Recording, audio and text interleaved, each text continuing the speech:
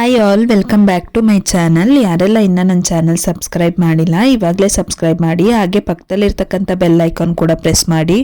ಮಕ್ಕಳೇ, ನಾಳೆ ನಡೀತಾ ಇರ್ತಕ್ಕಂಥ ಸ್ಟೇಟ್ ಲೆವೆಲ್ ಪ್ರಿಪ್ರೇಟರಿ ಎಕ್ಸಾಮ್ಗೆ ಈ ಒಂದು ಮಾಡೆಲ್ ಪೇಪರ್ ತುಂಬ ಯೂಸ್ಫುಲ್ ಆಗುತ್ತೆ.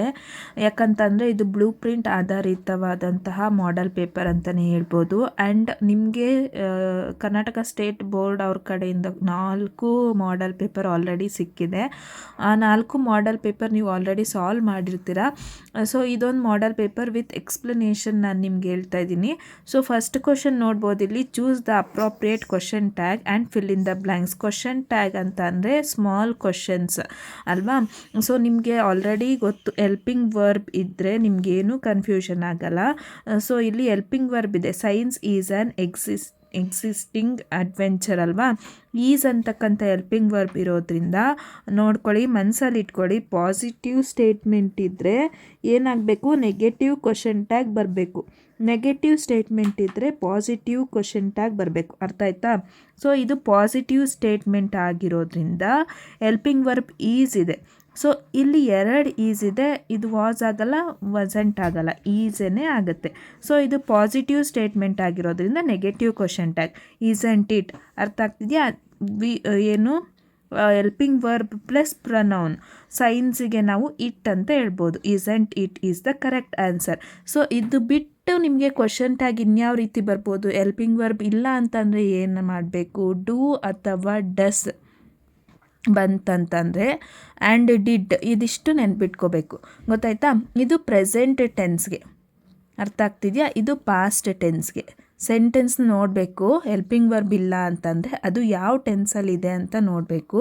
ಸೊ ಪ್ರೆಸೆಂಟ್ ಟೆನ್ಸ್ ಇದ್ದಾಗ ಡೂ ಅಥವಾ ಡಸ್ ಯೂಸ್ ಮಾಡಬೇಕು. ಪಾಸ್ಟ್ ಟೆನ್ಸ್ ಬಂದಾಗ ಅಂತ ಅಂದರೆ ಇ.ಡಿ ಫಾರ್ಮಲ್ ಬಂದಾಗ ಡಿಡ್ ಯೂಸ್ ಮಾಡಬೇಕು. ಅರ್ಥ ಆಗ್ತಿದೆಯಾ ಮಕ್ಕಳೇ? ಸೊ ಈ ಡಸ್ಗೂ ಕೂಡ ನಿಮಗೆ ಐಡಿಯಾ ಇದೆ. ಇವಾಗ ಸಿಂಗ್ ಅಂತ ಬಂತು, ಆಯಿತಾ? ಸಿಂಗ್ಸ್ ಅಂತ ಬಂತು. ಓಕೆ, ಸಿಂಗ್ಸ್ ಎಸ್ ಇದೆಯಲ್ಲ, ಆ ಟೈಮಲ್ಲಿ ಡಸ್ ಯೂಸ್ ಮಾಡಿ. ಸಿಂಗ್ ಅಂತ ಬಂತು, ಆ ಟೈಮಲ್ಲಿ ಡೂ ಯೂಸ್ ಮಾಡಿ. ಇದಿಷ್ಟೇ ಕ್ವಶನ್ ಟ್ಯಾಗ್, ಇನ್ನೇನು ಕನ್ಫ್ಯೂಷನ್ ಇಲ್ಲ. ಹೆಲ್ಪಿಂಗ್ ವರ್ಬ್ ಇದ್ದರೆ ಈಸಿ. ಹೆಲ್ಪಿಂಗ್ ವರ್ಬ್ ಇರೋದನ್ನು ಇಲ್ಲಿ ಆಪ್ಷನ್ಸಲ್ಲಿ ನೀವು ಸೆಲೆಕ್ಟ್ ಮಾಡ್ಕೋಬೋದು. ಹೆಲ್ಪಿಂಗ್ ವರ್ಬ್ ಇಲ್ಲ ಅಂತಂದರೆ ಪ್ರೆಸೆಂಟ್ ಟೆನ್ಸ್ ಇದ್ದರೆ ಡೂ ಅಥವಾ ಡಸ್, ಪಾಸ್ಟ್ ಟೆನ್ಸ್ ಇದ್ದರೆ ಡಿಡ್. ಅರ್ಥ ಆಗ್ತಿದೆಯಾ? ಸೊ ನೆಕ್ಸ್ಟ್ ಕ್ವಶನ್ ನೋಡೋದಾದರೆ, ಲ್ಯಾಂಗ್ವೇಜ್ ಫಂಕ್ಷನ್ ಇರುತ್ತೆ. ನೀವು ಲ್ಯಾಂಗ್ವೇಜ್ ಫಂಕ್ಷನ್ನು ಅಂಡರ್ಲೈನ್ಡ್ ಸೆಂಟೆನ್ಸ್ ಯಾವ ರೀತಿ ಭಾಷಾ ಕಾರ್ಯವನ್ನು ನಿರ್ವಹಿಸ್ತಿದೆ ಅಂತ ನೀವು ಹೇಳಬೇಕಾಗತ್ತೆ. Very easy. 2 ಸಲ ಓದಿ. Why don't you consult an expert doctor? ಅವರು ಸಜೆಷನ್ ಕೊಡ್ತಾ ಇದ್ದಾರೆ, ಆದ್ದರಿಂದ ಇದು ಗಿವಿಂಗ್ ಸಜೆಷನ್ ಆಗುತ್ತೆ. ಅರ್ಥ ಆಯ್ತಾ? ಸೊ ಈ ನೀವು ಪೂರ್ತಿಯಾದಂತಹ ಕಾನ್ವರ್ಸೇಷನ್ ನೀವು ಓದ್ಕೊಂಡು ನೀವು ಆನ್ಸರ್ನ ಡಿಸೈಡ್ ಮಾಡ್ಕೋಬೋದು. ನೆಕ್ಸ್ಟ್ ಕ್ವಶನ್ ನೋಡೋದಾದರೆ, fill in the blank choosing the appropriate if clause. If clause ಕೂಡ ತುಂಬ ಈಸಿ ಮಕ್ಕಳೇ. ನಿಮಗೆ ಆಲ್ಮೋಸ್ಟ್ ಬರೋದೇ ವುಡ್ ಹ್ಯಾವ್, ಇಲ್ಲಾಂದರೆ ವುಡಂಟ್ ಹ್ಯಾವ್. ಆ್ಯಡ್ ಇದ್ದರೆ ವುಡ್ ಹ್ಯಾವ್. ಆಯಿತಾ? ಸೊ ಇದು ಚೆನ್ನಾಗಿ ನೆನ್ಪಿಟ್ಕೋಬೇಕು. ಹ್ಯಾಡ್ ಬಂತು ಅಂದರೆ ವುಡ್ ಹ್ಯಾವ್ ಅಥವಾ ವುಡಂಟ್ ಹ್ಯಾವ್ ನೋಡ್ಕೋಬೇಕು. ಸ್ಟೇಟ್ಮೆಂಟ್ ಓದಬೇಕು. Student, sorry madam, I have dropped the glass. Teacher, if you had handled it carefully it wouldn't have broken. Statement ನೋಡಿದಾಗಲೇ ನಿಮಗೆ ಗೊತ್ತಾಗ್ಬಿಡುತ್ತೆ ವುಡ್ ಹ್ಯಾವ್ ಅಥವಾ ವುಡಂಟ್ ಹ್ಯಾವ್ ಅಂತ. ಇಲ್ಲಿ ಹ್ಯಾಡ್ ಬಂದಿದೆ ಅಂತಂದರೆ ವುಡ್ಡೇ ಬರುತ್ತೆ. ಅರ್ಥ ಆಗ್ತಿದೆಯಾ? ವುಡಂಟ್ ಹ್ಯಾವ್, ವುಡ್ ಹ್ಯಾವ್ ಎರಡರಲ್ಲೇ ನಿಮಗೆ ಆನ್ಸರ್ಸ್ ಇರುತ್ತೆ ಮ್ಯಾಕ್ಸಿಮಮ್. ಓಕೆ, ನೆಕ್ಸ್ಟ್ ನೋಡೋದಾದರೆ ಇನ್ಫಿನಿಟಿವ್ ಮಕ್ಕಳೇ. ಇನ್ಫಿನಿಟಿವ್ ಏನು ಬೇಡ, ಆಪ್ಷನಲ್ಲಿ ಟೂ ಇದೆಯಾ, ಕಣ್ಣು ಮುಚ್ಕೊಂಡು ಹಾಕ್ಬಿಡಿ. ಆಯಿತಾ? 2 ಪ್ಲಸ್ ವರ್ಬ್ ಆಗಬೇಕು. ಇನ್ಫಿನಿಟಿವ್ಗೆ 2 ಪ್ಲಸ್ ವರ್ಬ್ ಆಗಬೇಕು. ಇಲ್ಲಿ ಬೇರೆ ಯಾವುದು 2 ಇಲ್ಲ, 2 ಕ್ರಿಯೇಟೇ ಇರೋದು. ಅಥವಾ 2 ಸಲ 2 ಬಂದುಬಿಡ್ತು ನೋಡಿ. Constitution is not merely to create the organs of the state ಅಂತ ಇದೆ. ಇಲ್ಲಿ ಇವಾಗ I went to market to buy the fruits ಅಂತ ಇದೆ. I went to market. 2 plus market ಆದರೆ ಅದು 2 ಪ್ಲಸ್ ನೌನ್ ಆಗುತ್ತೆ. ಮಾರ್ಕೆಟ್ ಅಂತಕ್ಕಂಥದ್ದು ನೌನು. ಅರ್ಥ ಆಗ್ತಿದೆಯಾ? ನೌನ್ ಬೇಡ ನಮಗೆ. ಟು ಬೈ, ಟು ಬೈ ಇದು ಕ್ರಿಯಾಪದ, ಇದು ನಾವು ಯೂಸ್ ಮಾಡಬೇಕು. To buy is the correct answer. Okay, so ಅಂತಂದರೆ 2 ಪ್ಲಸ್ ವರ್ಬ್ ಇದ್ದರೆ ಅದು ಇನ್ಫಿನಿಟಿವ್ ಅಂತ ಅರ್ಥ. ಓಕೆ, ನೆಕ್ಸ್ಟ್ ಡೂ ಆಸ್ ಡೈರೆಕ್ಟೆಡಲ್ಲಿ ನೋಡ್ಬೋದು. ಅದಷ್ಟು multiple choice questions and same ಪ್ಯಾಟ್ರನಲ್ಲಿರುತ್ತೆ. ಆಲ್ಮೋಸ್ಟ್ ಸೇಮ್ ಕ್ವಶನ್ಸೇ ಅಂತಂದರೆ ಸೇಮ್ ಗ್ರಾಮರೇ ಬರ್ತಾ ಇರುತ್ತೆ. Next syllables very easy. Split ಮಾಡಿ ನೋಡಿ ಅಥವಾ ಚಿನ್ ಮೆಥಡ್ ಯೂಸ್ ಮಾಡಿ ಮಕ್ಕಳೇ. ಚಿನ್ ಮೆಥಡ್ ಅಂತ ಅಂದರೆ ನಿಮ್ಮ ಕೈಯನ್ನು ನಿಮ್ಮ ಗದ್ದದ ಹತ್ರ ಇಟ್ಕೊಳ್ಳಿ, ಚಿನ್ನ ಹತ್ರ ಇಟ್ಕೊಳ್ಳಿ. ನೀವು ಆ ವರ್ಡ್ನ ಬಾಯಿಂದ ಪ್ರನೌನ್ಸ್ ಮಾಡಿ. ಇವಾಗ ಲ್ಯಾಡ್ ಎಷ್ಟು ಸಲ ಟಚ್ ಆಯಿತು ಚಿನ್ನು ನಿಮ್ಮ ಹ್ಯಾಂಡಿಗೆ? ಒಂದು ಸಲ, ಅದಕ್ಕೆ ಅಲ್ಲಿ 1 ಸಿಲಬಲ್ ಆಯಿತಾ. ಹಾರರ್ ಎಷ್ಟು ಸಲ ಟಚ್ ಆಯಿತು? 2 ಟೈಮ್ ಟಚ್ ಆಯಿತು, ಅದಕ್ಕೆ ಅದು 2 ಸಿಲಬಲ್. ಸ್ಪೀಕ್ ಎಷ್ಟು ಸಲ ಟಚ್ ಆಯಿತು? ಒಂದೇ ಸಲ, ಅದಕ್ಕೆ ಅದು 1 ಸಿಲಬಲ್. ನೆಕ್ಸ್ಟು ಡೆಸ್ಪೆರೇಟ್ಲಿ ಅಲ್ಲಿ 4 ಟೈಮ್ಸ್ ಟಚ್ ಆಯಿತು. ಅರ್ಥ ಆಗ್ತಿದೆಯಾ? So 4 syllable. ಸೊ ಈ ರೀತಿ ನೀವು ಟೆಸ್ಟ್ ಮಾಡ್ಕೋಬೋದು. ಇಲ್ಲಿ 2 ಸಿಲಬಲ್ ವರ್ಡ್ ಕೇಳಿರೋದ್ರಿಂದ horror is the correct answer. ಅರ್ಥ ಆಗ್ತಿದೆಯಾ? ನೆಕ್ಸ್ಟು ಆರ್ಟಿಕಲ್ ಫಿಲ್ ಮಾಡಬೇಕು. ನೋಡಿ, ಎ ಆ್ಯಂಡ್ ದ 3 ಆರ್ಟಿಕಲ್ ಇದೆ. ಮತ್ತೆ ಹೇಳ್ಕೊಡ್ತಾ ಇದ್ದೀನಿ. ಎ ಕನ್ಸೋನೆಂಟ್ ಸೌಂಡ್ಸ್ಗಳ ಮುಂದೆ, ಆ್ಯನು ಓವಲ್ ಸೌಂಡ್ಸ್ಗಳ ಮುಂದೆ, A E I O U. ಅದು ಗೊತ್ತಾಗ್ತಾ ಇಲ್ವಾ? ಕೆಲವೊಂದ್ಸಲಿ ಆ್ಯನ್ MLA ಅಂತ ಹೇಳ್ತೀವಿ ಅಲ್ವಾ. ಸೊ ಈ ಓವಲ್ಸ್ ಇಲ್ವಲ್ಲ, ಇಲ್ಲಿ A E I O U ಇಲ್ವಲ್ಲ, ಆ್ಯನ್ ಯಾಕೆ ಬಂತು ಅಂತ ತುಂಬ ಜನ ಕನ್ಫ್ಯೂಷನ್ ಆಗ್ತಿರುತ್ತೆ. ಅದು ಏನಕ್ಕೆ ಅಂತಂದರೆ ಸೌಂಡನ್ನು ನೀವು ರೆಪ್ರೆಸೆಂಟ್ ಮಾಡ್ತಾ ಇದೆ. ಅಲ್ಲಿ ಸೌಂಡು ಯಾವ ಸೌಂಡು? ಎ ಸೌಂಡನ್ನ ರೆಪ್ರೆಸೆಂಟ್ ಮಾಡ್ತಾ ಇದೆ, ಅದಕ್ಕೆ ಆ್ಯನ್ MLA. ಒಂದು ಮಾಡೆಲ್ ಪೇಪರಲ್ಲಿ ಕೊಟ್ಟಿದ್ದಾರೆ ಯುರೋಪಿಯನ್ ಅಂತ ಇದೆ. ನೀವು ಇದೆಲ್ಲ ಆ್ಯನ್ ಬರಿಬೋದು ಅಂತ ಬರೆಯೋಕ್ಕಾಗಲ್ಲ, ಯಾಕಂದರೆ ಇದು ಕನ್ನಡದಲ್ಲಿ ನೀವು ಕನ್ವರ್ಟ್ ಮಾಡ್ಕೊಳ್ಳಿ. ಯಾವ್ದು ತೋರಿಸ್ತಾ ಇದೆ?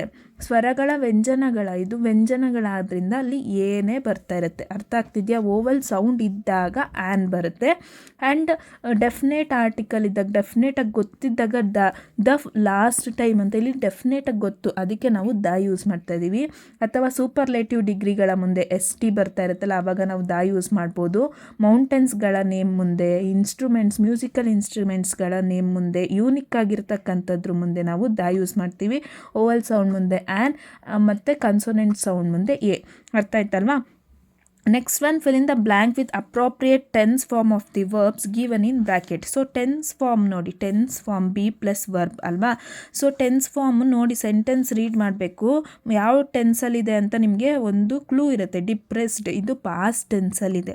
ಓಕೆ, ಸೊ ಇಲ್ಲಿ ನ್ಯೂಸ್ ಪೇಪರ್ಗೆ past tense, news papers was ಆಗಲ್ಲ, ಇದು ವರ್. ಯಾಕಂತಂದರೆ ನ್ಯೂಸ್ ಪೇಪರ್ಸ್ ಇದೆ, ಬಿ ಬದಲಾಗಿ ವರ್ ಯೂಸ್ ಮಾಡಿದ್ವಿ. ಈ ರೆಕಗ್ನೈಸ್ನ ಯಾವ ಟೆನ್ಸಲ್ಲಿ ಬರಿಬೇಕು? ನಾವೀಗ ರೆಕಗ್ನೈಸ್ಡ್ ಅಂತ ಬರಿತೀವಿ, ಅಥವಾ ಕೆಲವೊಬ್ಬರು ರೆಕಗ್ನೈಸಿಂಗ್ ಅಂತ ಬರೀತಾರೆ. ರೆಕಗ್ನೈಸ್ಡ್ ಯಾವಾಗ ಬರಬೇಕು, ರೆಕಗ್ನೈಸಿಂಗ್ ಯಾವಾಗ ಬರಬೇಕು? ಇಲ್ಲಿ ರಿಸೀವಿಂಗ್ ಆಗ್ತಾ ಇರುವಾಗ ಅದು ನಾವು ರೆಕಗ್ನೈಸ್ಡ್ ಅಂತ ಬರಿತೀವಿ. ING ಫಾರ್ಮ್, ಅಥವಾ ನೀವು ಆ್ಯಕ್ಟಿವ್ ವಾಯ್ಸ್ ಪ್ಯಾಸಿವ್ ವಾಯ್ಸ್ ಕಲ್ತಿರ್ತೀರ. ಆ ಸಬ್ಜೆಕ್ಟು ಕೆಲಸ ಮಾಡ್ತಾ ಇದ್ದಾಗ ING ಫಾರ್ಮಲ್ಲಿ ಬರಿತೀವಿ. ಸಬ್ಜೆಕ್ಟು ಕೆಲಸವನ್ನು ರಿಸೀವ್ ಮಾಡ್ಕೊಳ್ತಾ ಇರುವಾಗ ED ಫಾರ್ಮಲ್ಲಿ ಬರಿತೀವಿ. ಓಕೆ, ಅಂತಂದರೆ V3 ಫಾರ್ಮಲ್ಲಿ ಬರಿತೀವಿ. B ಪ್ಲಸ್ V3 ಆಗುತ್ತೆ ಇಲ್ಲಿ. Var recognised is the correct answer. Next, change the following sentence into superlative degree. So 3 degree, positive degree, comparative degree, superlative degree ಬರುತ್ತೆ. ಪಾಸಿಟಿವ್ ಡಿಗ್ರಿಯಲ್ಲಿ ಆ್ಯಸು ಸೋ ಬರ್ತಾ ಇರುತ್ತೆ, ಅದನ್ನು ನೋಡಿದಾಗೆ ನೀವು ಗೊತ್ತಾಗುತ್ತೆ. ಆ್ಯಸು ಸೋ ಬರ್ತಾ ಇರುತ್ತೆ, ನೋ ಅದರ್ ದ್ಯಾನ್ ಅಂತ ಸ್ಟಾರ್ಟ್ ಆಗುತ್ತೆ. ಆಯಿತಾ? ನೆಕ್ಸ್ಟು ನೋಡೋದಾದರೆ ಇಲ್ಲಿ ದ್ಯಾನ್ ER ಮತ್ತು ದ್ಯಾನ್ ಬರ್ತಾ ಇರುತ್ತೆ. ನೆಕ್ಸ್ಟ್ ಇಲ್ಲಿ ದ ಮತ್ತು ST ಬರ್ತಾ ಇರುತ್ತೆ. So cool, cooler, coolest. Sentence ಹೆಂಗೆ ಫಾರ್ಮೇಷನ್ ಮಾಡಬೇಕು ನೋಡಿ. Ooty is cooler than any other place in India. No other place is as cool as Ooty in India. So positive degree ಆದರೆ ನೋ ಅದರಿಂದ ಸ್ಟಾರ್ಟ್ ಆಗುತ್ತೆ. No other place is as cool as Ooty in India.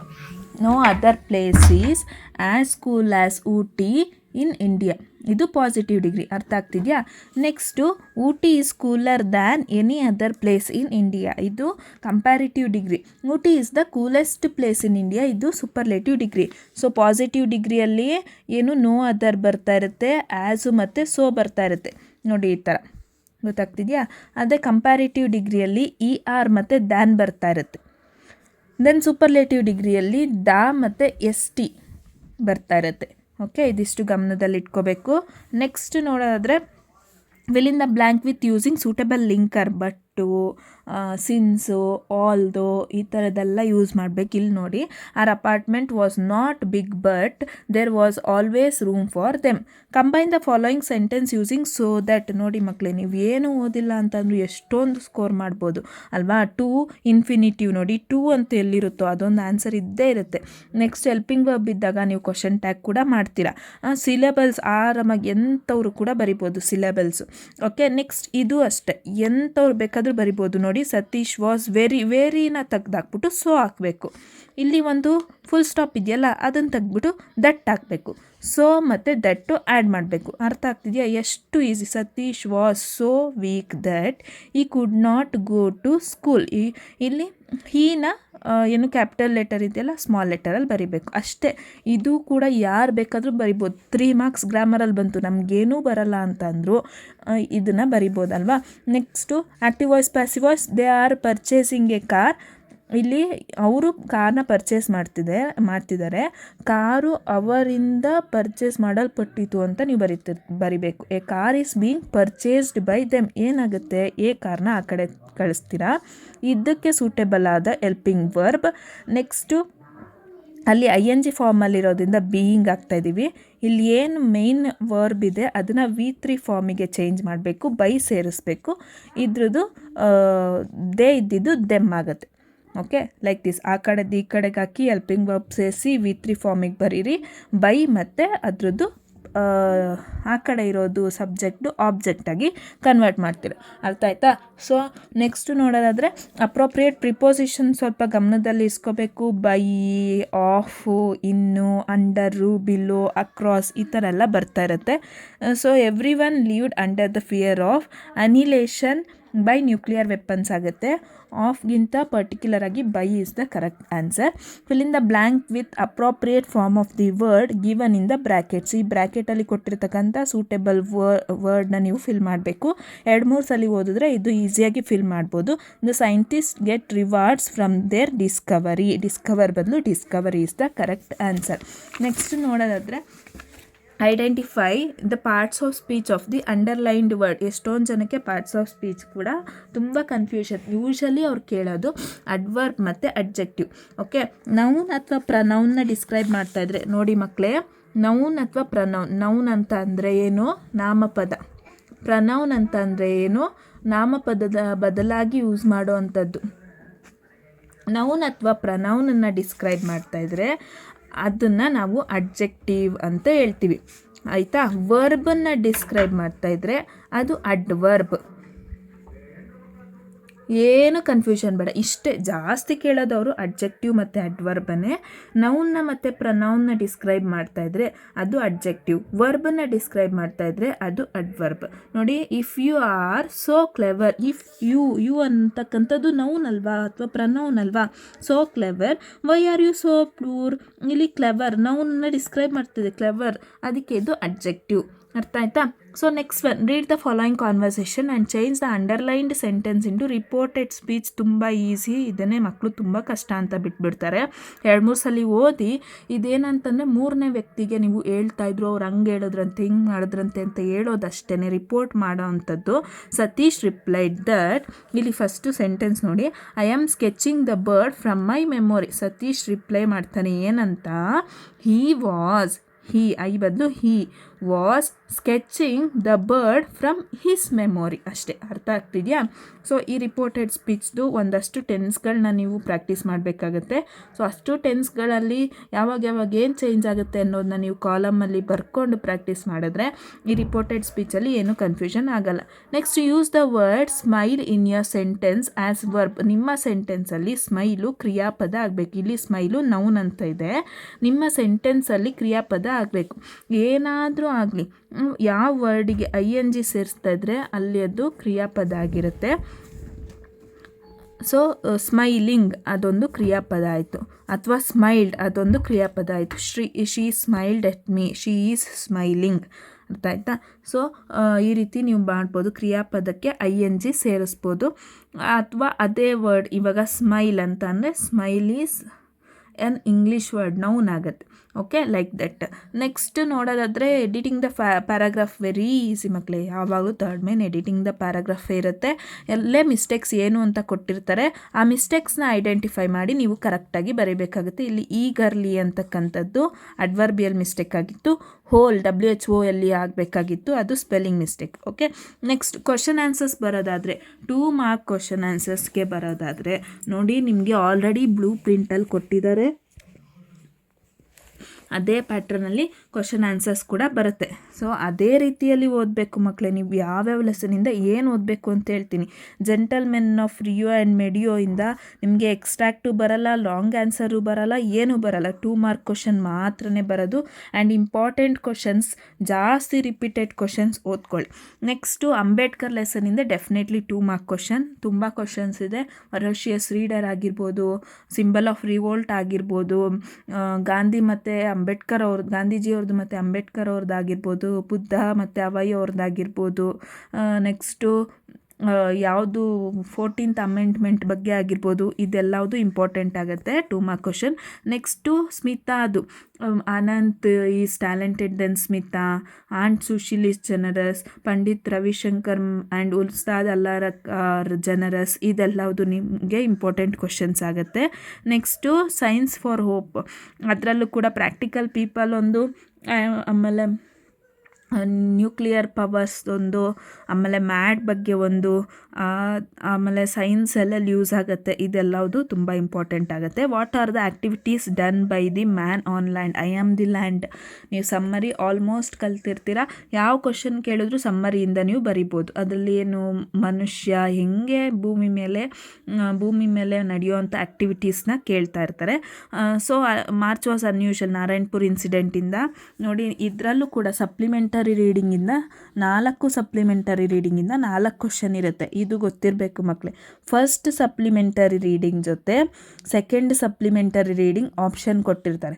Third supplementary reading ಜೊತೆ 4th supplementary reading option ಕೊಟ್ಟಿರ್ತಾರೆ. So ನೀವೇನು ಮಾಡಬೇಕು, ಇಲ್ಲ 2-4 ಓದಿ, ಇಲ್ಲ 1-3 ಓದಿ. ಅರ್ಥ ಆಗ್ತಿದೆಯಾ? ಎಲ್ಲ ಓದೋದು ಬೇಡ, 2ನ್ನ ನೀವು ಬಿಟ್ಟರೂ ಆಗುತ್ತೆ. ಯಾಕಂತಂದರೆ ಯಾವಾಗಲೂ ಇದೇ ರೀತಿ ಕೊಡೋದು. ಸಪ್ಲಿಮೆಂಟರಿ ರೀಡಿಂಗ್ 1, ಸಪ್ಲಿಮೆಂಟರಿ ರೀಡಿಂಗ್ 3 ಓದಿ ನಿಮ್ಗೆ ಇದು ಈಸಿ ಆದರೆ, ಅಥವಾ ಸಪ್ಲಿಮೆಂಟರಿ ರೀಡಿಂಗ್ 2, ಸಪ್ಲಿಮೆಂಟರಿ ರೀಡಿಂಗ್ 4 ಓದಿ. ನಿಮಗೆ ಯಾವ ಕಾಂಬಿನೇಷನ್ ಈಸಿ ಆಗುತ್ತೋ ಆ ಕಾಂಬಿನೇಷನ್ ಓದ್ಕೊಳ್ಳಿ. ನಾರಾಯಣ್ಪುರ್ ಇನ್ಸಿಡೆಂಟ್, ಡಿಕ್ಕಿ ಡಾಲ್ಮಾದು ಪ್ರಿಪೇರ್ಡ್ನೆಸ್ ಓದ್ಕೊಂಬಿಟ್ರೆ ಆಲ್ಮೋಸ್ಟ್ ಅದೇ ಕ್ವಶನ್ ಕೇಳ್ತಾ ಇರ್ತಾರೆ. ಅನೀಫ್ದು ಗ್ರೇಟ್ ಮಾರ್ಟರ್ ಅನೀಫುದ್ದೀನ್ ಅವ್ರದ್ದು ಅಷ್ಟೇ, ಡ್ಯಾಬಲ್ಡ್ ಇನ್ ಹಾರ್ಟು, ಏಕ್ದಮ್ ಬಿಂದಾಸು, ದೆನ್ ಇಂಟ್ರಾವರ್ಟು, ಇದೆಲ್ಲವುದು ಕೇಳ್ತಾ ಇರ್ತಾರೆ. ವಾಂಜಿಯ ಲೆಸನಲ್ಲೂ ಅಷ್ಟೇ. ಸೊ ನಾನು ಹೇಳ್ದಂಗೆ 1-3 ಓದಿ, ಇಲ್ಲ ಅಂತ ಅಂದರೆ 2-4 ಓದಿ. ಓಕೆ, ಸೊ ಇದಿಷ್ಟೇ 2 ಮಾರ್ಕ್ ಕ್ವಶನ್ಸ್ ಇಷ್ಟೇ ಬರೋದು. ನೆಕ್ಸ್ಟ್ ನೋಡಿ, jazz player very very important. ಒಂದು ಜಾಸ್ ಪ್ಲೇಯರಿಂದ, ಒಂದು ಹೀರೋ ಲೆಸನಿಂದ.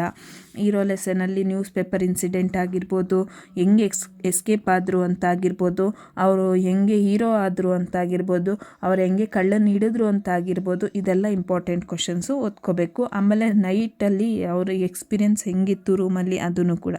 ಓಕೆ, ಜಾಸ್ ಪ್ಲೇಯರ್ದು ಸಮ್ಮರಿ ಅರ್ಥ ಆಯ್ತಾ? ಒಂದು ಲೆಸನಿಂದ, ಒಂದು ಪೊಯಮಿಂದ, ಅದು ಹೀರೋ ಲೆಸನಿಂದ, ಜಾಸ್ ಪ್ಲೇಯರ್ ಪೊಯಮಿಂದ. ಅರ್ಥ ಆಯ್ತಾ? Next 3 mark question. Next extracts. First extract 27th extracts ನಿಮ್ಮದು there is a girl by the ಟ್ರ್ಯಾಕ್ಸಿಂದ ಇರುತ್ತೆ. ಅರ್ಥ ಆಯ್ತಾ? ಯಾವ್ದು ಇನ್ವರ್ಟೆಡ್ ಕಾಮರ್ಸಲ್ಲಿದೆ ಆ ಎಲ್ಲ ಸೆಂಟೆನ್ಸ್ನು ಅಂಡರ್ಲೈನ್ ಮಾಡಿಕೊಂಡು ಪ್ರಾಕ್ಟೀಸ್ ಮಾಡ್ಕೊಂಬಿಡಿ. ನೆಕ್ಸ್ಟು ಕೊಲಂಬಸ್ ಡಿಸ್ಕವರಿ ಲೆಸನಿಂದ ಇರುತ್ತೆ. ನೆಕ್ಸ್ಟು ಕಲರ್ಸ್ ಆಫ್ ಸೈಲೆನ್ಸಿಂದ ಇರುತ್ತೆ. ಆ್ಯಂಡ್ ಲಾಸ್ಟ್ದು ನಿಮಗೆ half to outer space tomorrow ಮಾರ್ನಿಂಗಿಂದ ಇರುತ್ತೆ.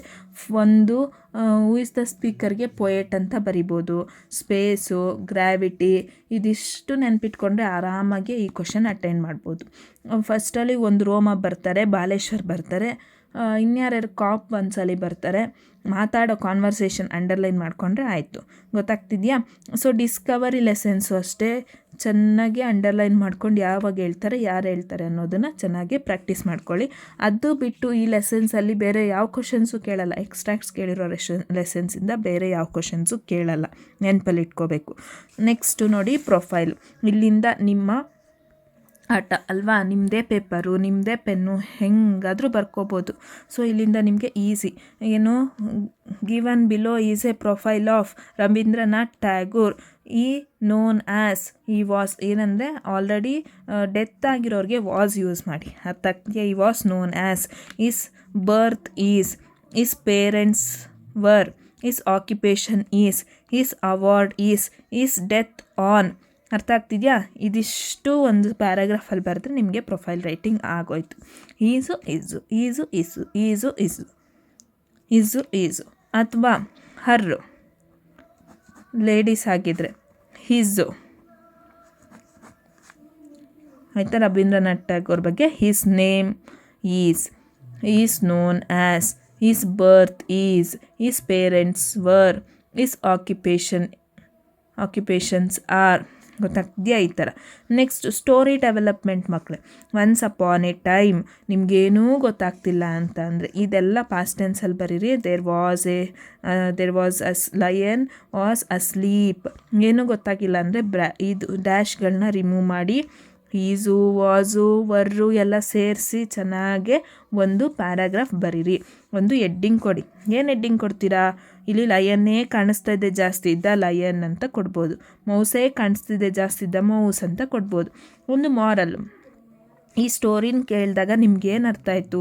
ಒಂದಷ್ಟು do good receive good, honesty is the best policy, be kind to others, ಈ ಥರ ಒಂದಷ್ಟು ಮಾರಲ್ಸು ನೀವು ಯಾವುದಾದ್ರೂ ಸೂಟೇಬಲ್ ಆಗುವಂಥದ್ದನ್ನು ಬರಿಬೋದು. Next picture writing very easy. This is a beautiful picture. A picture speaks 1,000 words. The given picture is a black and white picture. Here we can see elephant leg is tied to a trunk of the tree. ಆ ಥರ ನಿಮ್ಗೇನು ಅನಿಸುತ್ತೋ ಅದು. ಆಮೇಲೆ by seeing this picture we can say that elephant is being troubled by humans. ಈ ಥರ ನಿಮ್ಗೇನು ಅನಿಸುತ್ತೋ ಅದನ್ನು ನೀಟಾಗೆ ಈಸಿ ಸೆಂಟೆನ್ಸ್ ಫ್ರೇಮ್ ಮಾಡ್ಕೊಂಡು ಬರಿಬೇಕಾಗತ್ತೆ. ನೆಕ್ಸ್ಟ್ ನೋಡಿ ಪೊಯಮ್ ಮಕ್ಕಳೇ. ಫಸ್ಟ್ ಡೇ 1ಇಂದ ನೀವು ಪೊಯಮ್ ಪ್ರಾಕ್ಟೀಸ್ ಮಾಡಿರ್ತೀರ. 4 ಲೈನ್ಗೆ 4 ಮಾರ್ಕ್ಸು. ಅಥವಾ ಕ್ವಾಲಿಟಿ ಆಫ್ ಮರ್ಸಿ ಅಥವಾ ಬ್ಲೈಂಡ್ ಬಾಯ್, ಎರಡರಲ್ಲಿ ಒಂದು ಓದ್ಕೊಂಡ್ರು ಸಾಕು. ಎರಡರಲ್ಲಿ ಒಂದು ಪಕ್ಕಾ ಬರಬೇಕು. ಪ್ಯಾಸೇಜ್ ಮಕ್ಕಳೇ, ಕೀವರ್ಡ್ಸ್ ಹುಡುಕಬೇಕು. ಇಲ್ಲಿ 6 ಎನಿಮೀಸ್ ಆಫ್ ಮ್ಯಾನ್ ಅಂತ ಕೀವರ್ಡ್ಸ್ ಇದೆ. ಇಲ್ಲಿಂದ ಸ್ಟಾರ್ಟ್ ಮಾಡ್ಕೋಬೇಕು. ಗೊತ್ತಾಯ್ತಾ? ಇಲ್ಲಿಂದ ಮೇಲೆ 2 ಲೈನು, ಕೆಳಗೆ 2 ಲೈನು. ಈ ಸೆಂಟೆನ್ಸ್ ಮೇಲೆ 2 ಲೈನು, ಕೆಳಗೆ 2 ಲೈನು ಸೇರಿಸ್ಕೊಂಡು ಬರಿಬೇಕು. ಇನ್ನೊಂದರಲ್ಲೂ ಅಷ್ಟೇ ಕೀವರ್ಡ್ಸ್ ಹುಡುಕಬೇಕು, ಬರಿಬೇಕು. ಏನೂ ಗೊತ್ತಾಗಿಲ್ವಾ? 2 ಸಲ ಈ ಪ್ಯಾರಾಗ್ರಾಫನ್ನು ಬರೀರಿ. ಆಯಿತಾ? ಸೊ ಆ್ಯಂಡ್ ನೋಡಿ, ಸಮ್ಮರಿ ಗ್ರ್ಯಾಂಡ್ಮಾ ಪಕ್ಕಾ ಬಂದೇ ಬರುತ್ತೆ. ಕೆಲವರು ಸಾಂಗ್ ಆಫ್ ಇಂಡಿಯಾ ಓದಿದ್ರು ನೋ ಪ್ರಾಬ್ಲಮ್, ಕೆಲವರು ಬ್ಯಾಲೆಡ್ ಆಫ್ ಟೆಂಪೆಸ್ಟ್ ಓದಿದ್ರು ನೋ ಪ್ರಾಬ್ಲಮ್. ಅಥವಾ ನೀವು 2 ಪೊಯಮ್ ಬಿಟ್ಟೇ ಬಿಡ್ಬೋದು. ಇಲ್ಲಿ ಕೇಳೋದೆ ಗ್ರ್ಯಾಂಡ್ಮಾ ಕ್ಲೈಮ್ಸೆಟ್ರಿ ಕಲ್ತಿರ್ತೀರ. ಒಂದು ಪೊಲ್ಯೂಷನ್ ಬಗ್ಗೆ ಅಂತೂ ಖಂಡಿತವಾಗ್ಲೂ ಒಂದು ಎಸ್ಸೆ ಇದ್ದೇ ಇರುತ್ತೆ. ಆಯಿತಾ? ಅವ್ರು ಯಾವ ಪೊಲ್ಯೂಷನ್ ಆದರೂ ಕೊಡಲಿ, ಸೇಮ್ ಪಾಯಿಂಟ್ಸ್ ಆಲ್ಮೋಸ್ಟ್ ನೀವು ಬರಿಬೋದು. ನೆಕ್ಸ್ಟು ಲೆಟರ್ ರೈಟಿಂಗ್ ನೋಡಿ. ಯೂಶಲಾಗಿ ಫಾರ್ಮಲ್ ಲೆಟರ್ನ ಸೆಲೆಕ್ಟ್ ಮಾಡ್ಕೊಳ್ಳಿ. ನಿಮ್ಗೆ ಇನ್ಫಾರ್ಮಲ್ ಲೆಟರ್ ಆದರೆ ಇನ್ಫಾರ್ಮಲ್ಲಿ ಈಸಿ ಅನಿಸಿದ್ರೆ ಬರ್ಕೋಬೋದು. ಫ್ರಮ್ ಅಲ್ಲೇ ಕೊಟ್ಟಿರ್ತಾರೆ. ಇಲ್ಲಿ ಕೊಟ್ಟಿದ್ದಾರೆ ನೋಡಿ. ಆಯಿತಾ? ಟು ಇಲ್ಲೇ ಕೊಟ್ಟಿದ್ದಾರೆ. ಡೇಟು ಪೇಜ್ ಫಸ್ಟಲ್ಲೇ ಇರುತ್ತೆ. ಫ್ರಮ್ ಆದಮೇಲೆ ಡೇಟು, ಆಮೇಲೆ ಟು, ಆಮೇಲೆ ರೆಸ್ಪೆಕ್ಟೆಡ್ ಸರ್ ಆರ್ ಮೇಡಮ್, ಆಮೇಲೆ ಸಬ್ಜೆಕ್ಟ್ ನೋಡಿ ಅಬೌಟಿಂದ ಸ್ಟಾರ್ಟ್ ಮಾಡ್ಕೋಬೇಕು. ಆಯಿತಾ? ಇಲ್ಲಿ ಯುವರ್ ಅಂತ ಇರೋದು ಅವರ್ ಅಂತ ಮಾಡ್ಕೋಬೇಕು. ಆಮೇಲೆ as per the above matter, ಒಂದು line. I am Suma studying in 10th standard government high school Gorur. I wanted to draw your attention about accidents caused by rash driving of vehicles in our town. ಈ ಥರ construct ಮಾಡ್ಕೊಂಡು ಹೋಗಬೇಕು. ಕೆಳಗಡೆ do the needful as soon as possible, yours faithfully. ನಿಮ್ಮ ಹೆಸರು ಅಂದರೆ ಇಲ್ಲಿ ಕೊಟ್ಟಿರ್ತಕ್ಕಂಥ ಹೆಸರು. ಇಷ್ಟೇ ಮಕ್ಕಳೇ. ಇಷ್ಟು ಬರೆದ್ರೆ ಎಂಥವ್ರೂ ಆರಾಮಾಗಿ ಪಾಸ್ ಆಗ್ಬೋದು. ಇಲ್ಲಿ 100% ಬರುವಂತಹ ಕ್ವಶನ್ಸ್ ನೋಡಿ. ಲೆಟರ್ ರೈಟಿಂಗ್, ಒಂದು ಪೊಲ್ಯೂಷನ್ದು ಸಮ್ಮರಿ, ಗ್ರ್ಯಾಂಡ್ಮಾ ಕ್ಲೈಮ್ಸೆಟ್ರಿ, ಪ್ಯಾಸೇಜಲ್ಲಿ ಆರಾಮಾಗಿ 4 marks, ಪೊಯಮ್ ಕಲ್ತಿರ್ತೀರಾ, ಪಿಕ್ಚರ್ ರೈಟಿಂಗ್ ಬರೀತೀರಾ, ಸ್ಟೋರಿ ಬರೀತೀರಾ, ದೆನ್ ಪ್ರೊಫೈಲ್ ಬರೀತೀರಾ, ಜಾಸ್ ಪ್ಲೇಯರ್ ಪಕ್ಕ ಬಂದೇ ಬರುತ್ತೆ. ದೆನ್ ಒಂದಷ್ಟು ಗ್ರಾಮರು. ಪಾಸಾಗೋಕ್ಕೆ ಯಾವುದೇ ರೀತಿ ಕಷ್ಟ ಇಲ್ಲ, ಈಸಿ ಇರುತ್ತೆ. ಆರಾಮಾಗೆ ಓದ್ಕೊಳ್ಳಿ. ನಿಮ್ಗೇನಾದರೂ ಡೌಟ್ಸ್ ಇದ್ದರೆ ಕಮೆಂಟ್ ಸೆಕ್ಷನಲ್ಲಿ ಕಮೆಂಟ್ ಮಾಡಿ. And thank you for watching.